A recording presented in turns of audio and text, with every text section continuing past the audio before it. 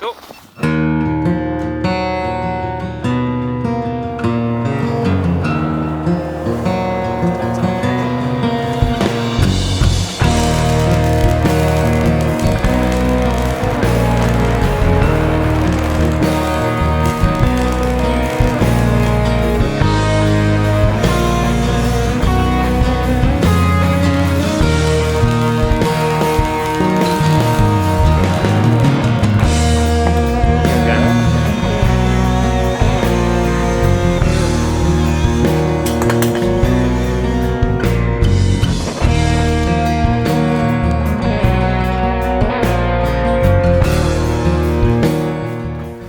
That's not what I thought you meant.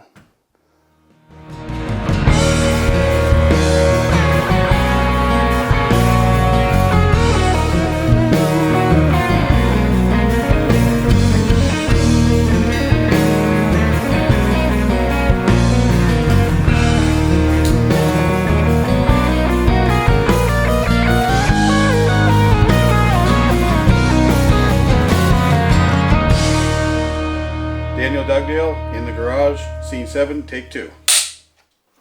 Take 2 already. Welcome back. Episode 7 in the garage with TRAC Series. We're here with a really awesome racer that I met back in 2019 at AMP, Mr. Dan Dugdale. Hey, Mike. It's great to have you here.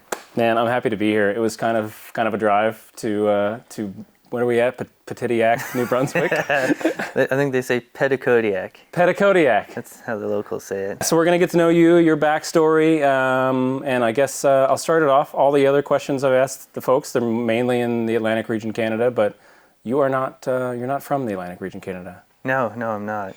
So I grew up in Wales, so Cardiff, Wales, which is not England, despite what most people would think. What brought you out to Canada then?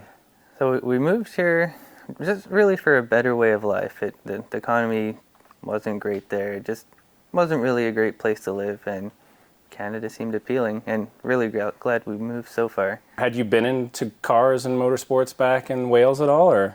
I mean, I always liked cars. I was always too young to own anything, and we lived right in the city, so it's not like we could have like a four-wheelers or anything like that. Yeah. But I always liked cars, had model cars, and used to like building like the Airfix cars. They always turned out terribly because I was 13. Yeah. No patience. But I always liked them. How'd you find about Atlantic Motorsports Park? So AMP, I had no clue it existed until I was probably 19. I was working at a BMW dealership, and there was a co-worker who used to do some lapping with some friends of his. And the first time I ever learned about AMP, he showed me an in-car footage of I think it was a Porsche Cup car. I'm like, well, dude, where is that? He said it was Nova Scotia, Shubenacadie. How have I not heard of this? I want to be there. Yeah.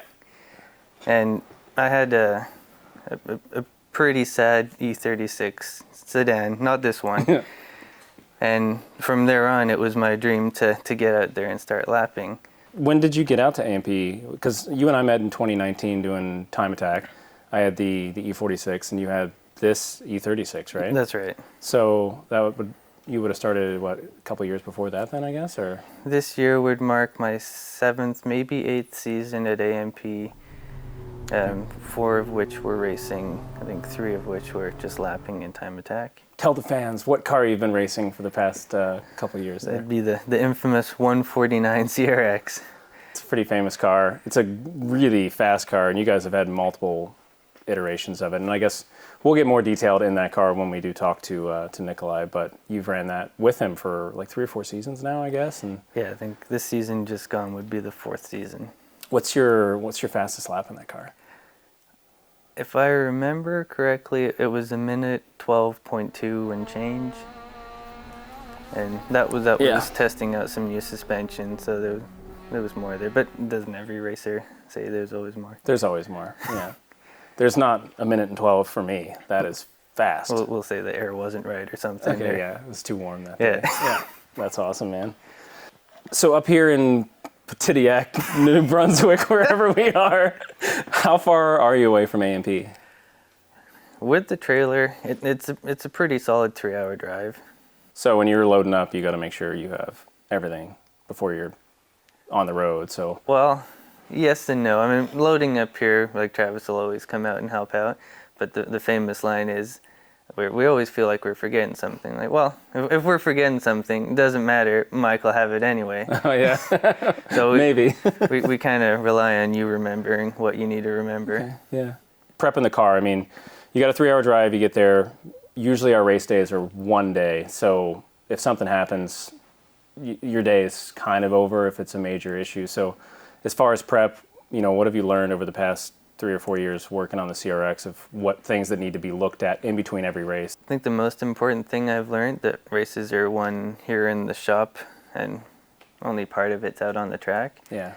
So prep for me usually starts a couple weeks before, and it'll be go over the whole car, see if there's any nuts or bolts that are loose, make sure the brakes are still there, fluids are still there and in decent condition. Crack check any things that might be prone to cracking, like your spindles, knuckles, subframe.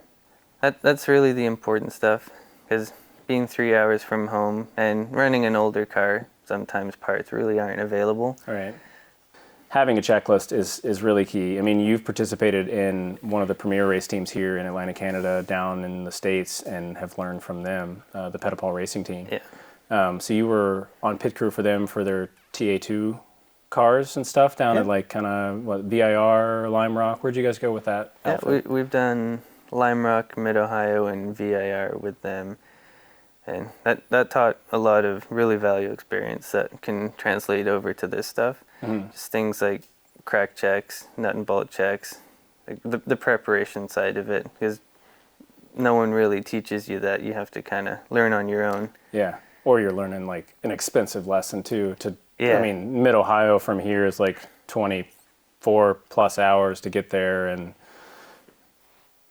it's a lot of money just in fuel before you even pull the car off the trailer. You're into it, right? So you want to make sure you're not going to have any failures. So you're building, a new car here, which we've got behind us. So you're probably going to kind of retire from the CRX this next season. We're going to get geared up and kind of float around the car and talk about the work. You've been building all this yourself, right? Yeah, it's 90% me, 10% Travis so far, and I'm sure he's going to pull his weight sometime soon, but we'll see. Right on. Well, we'll see if we can get Travis to pop in the garage here and chat with us a bit. We don't know where he's at, but we'll track him down. So, well, we'll cut to the second segment of this interview. Oh, it's this guy, right?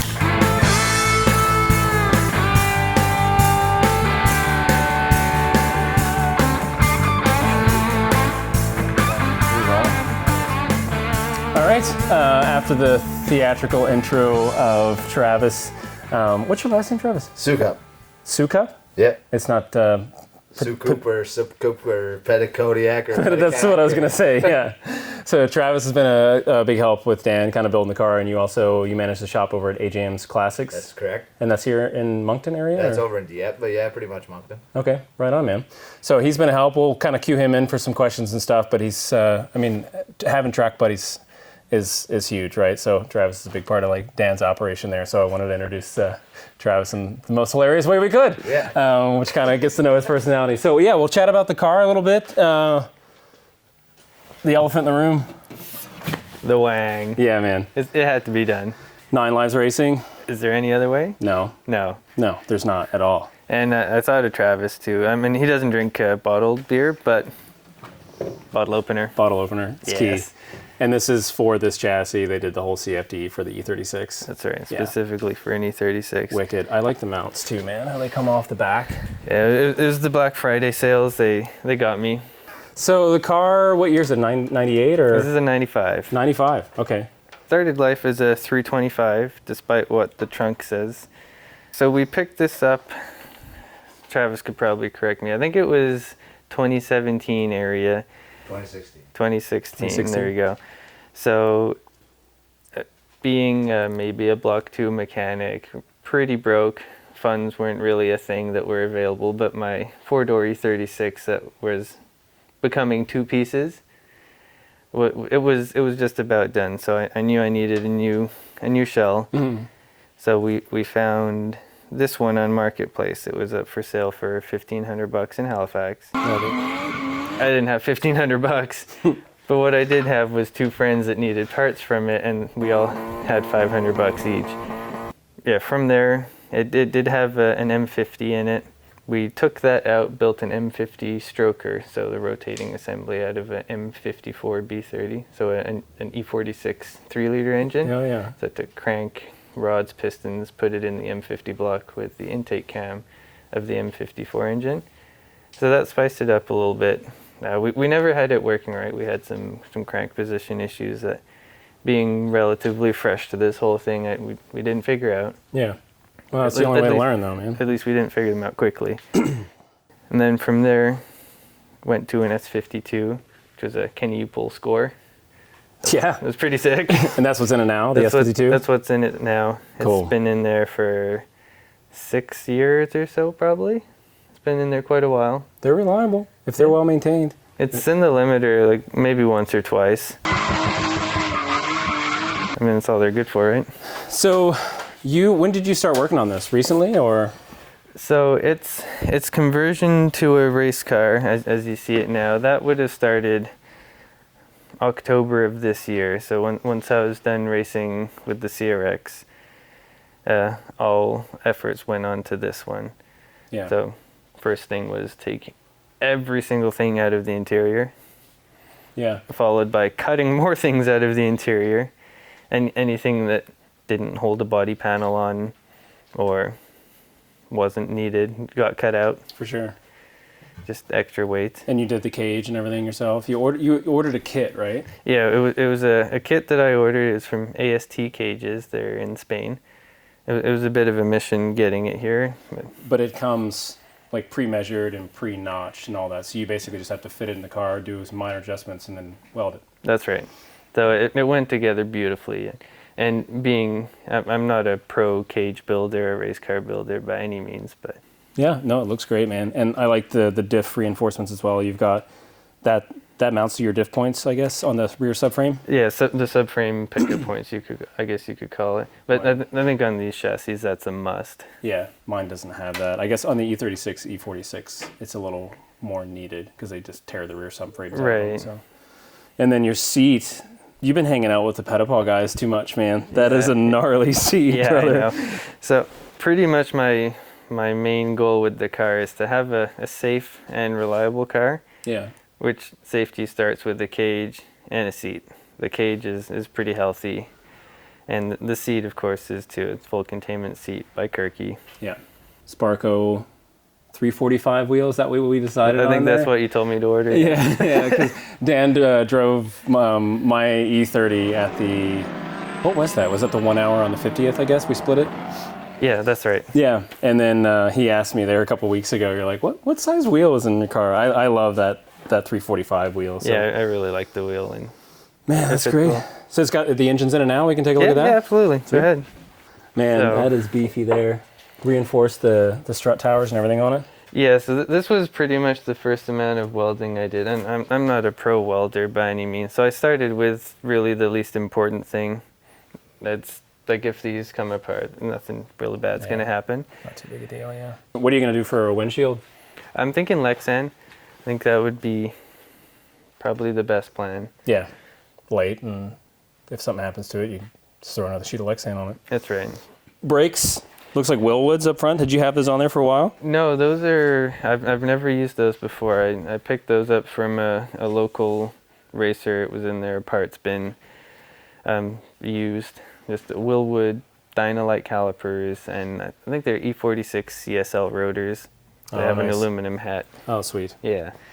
And Hawk DTC? Yeah. Whatever one it is. DTC 60s. 70s. No, 60s on it, Okay. right. 60s. That's a great pad. I mean, where do you think you're going to land with lap times with this? Our goal is to be competitive in GT3. Yeah. First weekend will probably be GT4, but I'll probably enter GT3 because ultimately that's where the car's going to land. Yeah. You going to do a splitter on it? Yes, of Yeah. course. What size tire are you going to run on it? 245? 255, 40, 17s. Yeah, I won't be able to keep up with you. Of course you will. You No. need a little more horsepower. And what's it going to weigh? What's it going to weigh? We're aiming for 2,500 pounds, no driver. Okay. I don't know how that's going to pan out. The last time I scaled the car a month or so ago, before the dash went in it, we were right on track to be hitting that 2,500 mark. Mm-hmm. And then the S52 power is like right around like high 200s. 226 when we had it on the dyno a few Wheel years ago. horsepower, though. Yeah. And that was on a Mustang dyno. Sweet. Oh, she's going to be quick, man. I'm hoping so. Travis has another beverage, another adult beverage. Yeah, we want to talk about how it came from being a street car to like a lapping day car to now full tilt race. Yeah. Right? So, like we said, it started life as a full street car. Had an interior and everything. And I used to like doing burnouts. That would be our Saturday night. We'd burn off half a. At one point we were going to put a hydro brake in it and slide the car. Yeah. So our habit was we'd burn off like half a dozen tires. Like, not exaggerating. Jeez. Did you have anything to do with that? No, okay. That's not why I bought a tire. Okay. So anyway, so its transformation from street car really kind of sped up when it caught fire. We were you'll notice it's a couple different shades of black. Oh yeah. But we were burning off some tires one night in front of Travis's place, and this was like maybe the night you met your woman. It wasn't the night we met her, but it was pretty close. It was like maybe second, third date territory, and me and Katie were out for a rip, just doing some burners as you do. And we were up at the top of his road, and I started to see like some sort of light. I thought that was unusual, maybe like a marker light on the fender hanging down. And I turned around and I'm like, no, that's fire. She's on fire. Yeah, it was back here. So logically, as you would do, you'd speed up to put the fire out. Right. But when you've got 16 sets of tires in your wheel wells, oh man, yeah. Air plus rubber plus fires doesn't make it go out. So you saved it though? Just about. We made it about halfway back before me and Katie had to get out because we could not breathe. Yeah. And I do a phone call over the intercom in my garage of Daniel calling me. Can you meet us with a fire extinguisher? We're kind of on fire because Katie had called me. We were like really on fire. It was probably like flames barreling to about here at that point.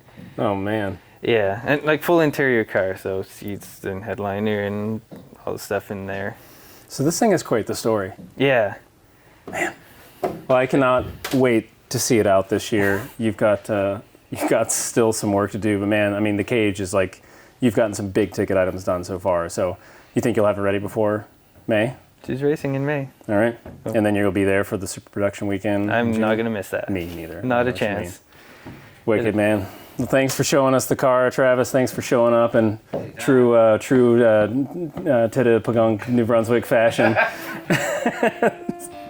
3 questions, take 23. All right, we got the 3 questions.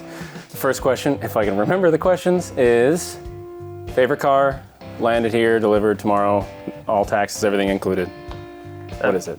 I've been giving that one some thought, and there isn't really any crazy or exotic cars that jump out at me.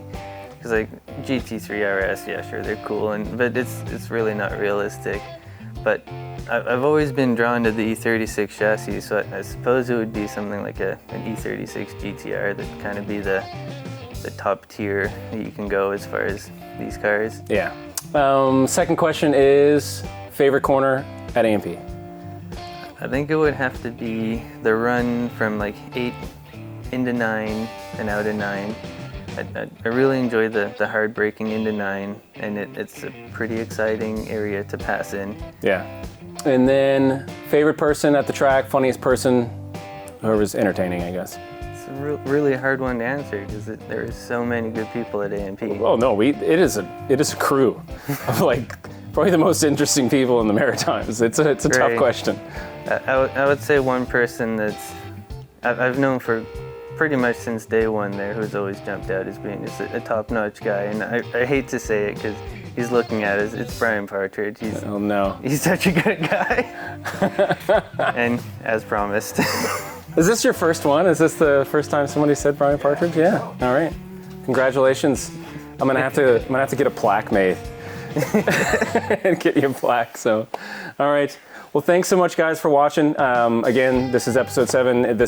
We're gonna keep covering racers, mainly the TRAC Series racers. We may get back to doing some bikes for SARL, but this is just to get to know the racers here in the Maritimes, their backstory, why they come to AMP, how they found AMP. No, it's not the track next to the airport. And again, Atlantic Motorsports Park right here in the Atlantic Maritimes in Shubenacadie, Nova Scotia. And stick around, this year is going to be a big year. We've got super production coming from middle of Canada there to run June 21st and 22nd weekend at AMP, and it's going to be probably one of the biggest events that Atlantic Motorsports Park has seen in decades. So leave that open. If you were watching this after that, sorry, you snooze or you lose, but they'll probably come back hopefully. But yeah, Dan, thanks so much for the interview. It's been awesome getting to know you, brother. Thank you, Mike. We're gonna load up all of this gear and drive on back to a town that I can properly pronounce. So we'll catch you next time.